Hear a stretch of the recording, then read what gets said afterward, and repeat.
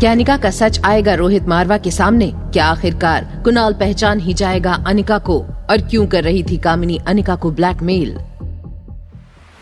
मनाली की सड़कों पर तेज रफ्तार में एक गाड़ी दूसरी कार का पीछा कर रही थी। ये गाड़ी थी कामिनी की, जो हवा से बातें करती हुई कुणाल का पीछा कर रही थी। बर्थडे पार्टी के बाद से कुणाल उसे इग्नोर कर रहा था, पर वो आज जानकर ही रहेगी कि कुणाल ऐसा क्यों कर रहा है। कुणाल होटल पैराडाइज के बाहर कार रोकता है और सीधा बॉलरूम चला जाता है, इस बात से अनजान कि कोई उसका पीछा कर रहा है। कुणाल को वो बॉलरूम पसंद आ गया और तभी वो असिस्टेंट को फोन लगाता है। पैराडाइज होटल के बॉलरूम को रोजेस से सजवा दो, फूलों का एक रास्ता बनवाना, और मुझे एक स्पॉटलाइट चाहिए जो मुझे फॉलो करे।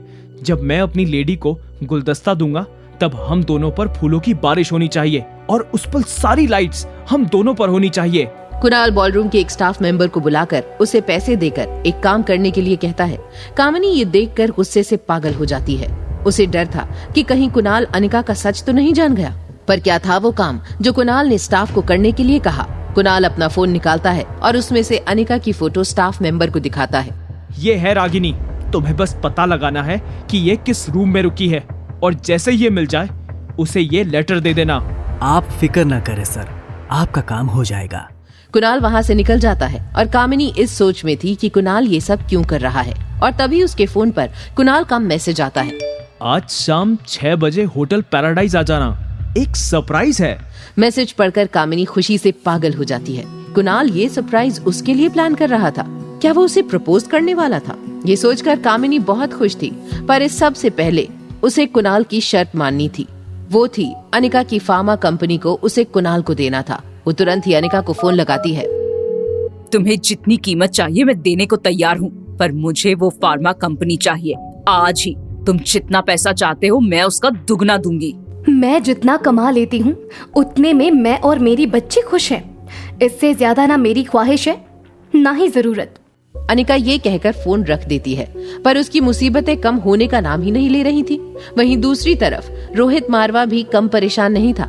आर्यन की टीचर उसकी रिपोर्ट उसे दे रही थी और रोहित को उसकी बातों पर यकीन करना मुश्किल था। सर, आपका बेटा नॉर्मल नहीं है। What do you mean? Sir, आपका बेटा हर सब्जेक्ट में फेल होता है। उसे मैं कितना भी समझा लूं, उसे कुछ समझ ही नहीं आता। वो नॉर्मल बच्चों की तरह नहीं है।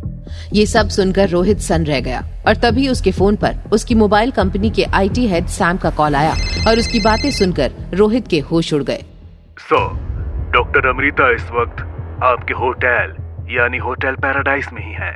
अनिका रिया को पढ़ा रही थी और तभी डोरबेल बजती है। डोर पर खड़े आदमी को देखकर अनिका चौंक जाती है। होटल का स्टाफ मेंबर अनिका को देखकर मुस्कुराता है और फिर उसे एक लेटर देकर वहाँ से चला जाता है।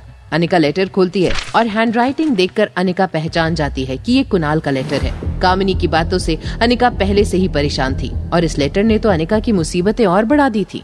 आखिर क्या लिखा था कुणाल ने उस लेटर में जिसने अनिका को बेहद परेशान कर दिया? क्या करेगा रोहित मारवा जब उसे अनिका का डॉक्टर अमृता होने का सच पता चलेगा? और क्या कामिनी अपनी चाल में होगी कामयाब? ये सब जानने के लिए सुनिए फुल एपिसोड। फुल एपिसोड सुनने के लिए डिस्क्रिप्शन में दी गई लिंक पर क्लिक कीजिए और वीडियो में पूछे गए सवाल का जवाब देना ना भूलें, जिसका जवाब आपको उसी फुल एपिसोड में मिलेगा। तो सुनते रहिए एक लड़की को देखा तो, सिर्फ पॉकेट FM ऐप पर। Download now.